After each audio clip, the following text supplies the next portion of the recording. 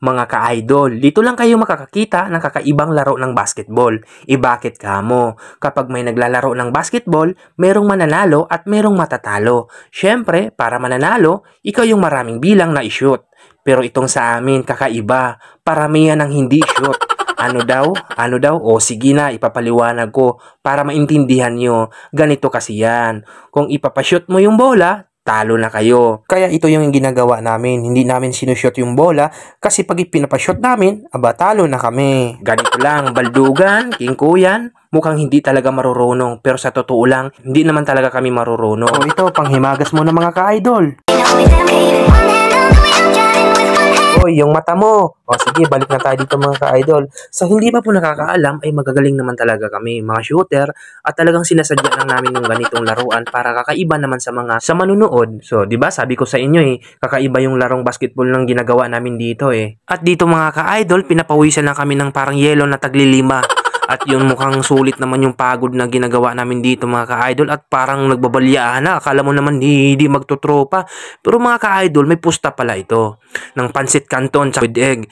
Kung sinong matatalo, kung sinong makakashot ng una, ay yun ang bibili. At dito nga mga ka-idol, talagang binabantayan talaga nila ako at pinashot ko at talagang sinasadya ko yun na hindi i-shoot kasi pag i-shoot ko yun at talo. Ito din si Boss J, talagang sinasadya din yung mga ganong tira na hindi pumapasok kasi nga ayaw naming matalo. Siyempre, kakampi ko si Boss JB dyan.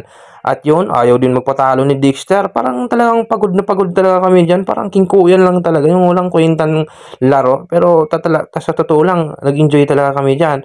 O, ganung matira lang parang bakla, parang palaka. At pasensya na mga ka-idol, medyo low quality yung video natin mga ka-idol. Kasi di pa kami nakabili ng iPhone Pro Max fully paid mga ka-idol. So, hintayin niya lang magkaroon tayo ng ganong cellphone mga ka-idol para gamitin natin ng pang video. So, yun, balik tayo sa main event natin. At dito, tumirga si Dexter. Talagang sinablay, di rin magpapatalo si Boss JB. Hindi ko alam kung magpapwet.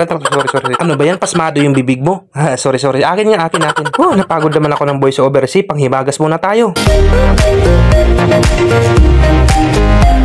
Huli! Yun, manyak. At dito nga, sige, balik na tayo sa main event natin.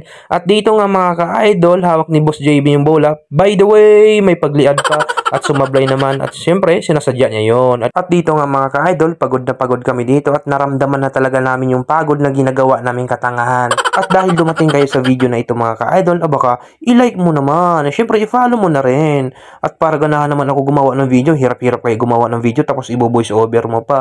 At para madagdagan pa yung ganitong mga content na katangahan at walang kwentang content. Sige nga mga ka-idol, pin-comment nga kayo kung anong gagawin namin sa susunod na content kapag naglalaro kami ulit. At dito nga mga ka-idol, nagpapatalo na kami at i-shoot ko na yung bola kasi napapagod na kami. At yun, tuwan-tuwa pa kami. Akala namin panalo kami pero sa totoo lang, talo kami at kami yung bibili ng pancit canton with egg. Maraming salamat mga ka-idol at nasasayang na naman yung 3 minuto ng buhay nyo. At yun, I love you all at syempre, panghimagas muna.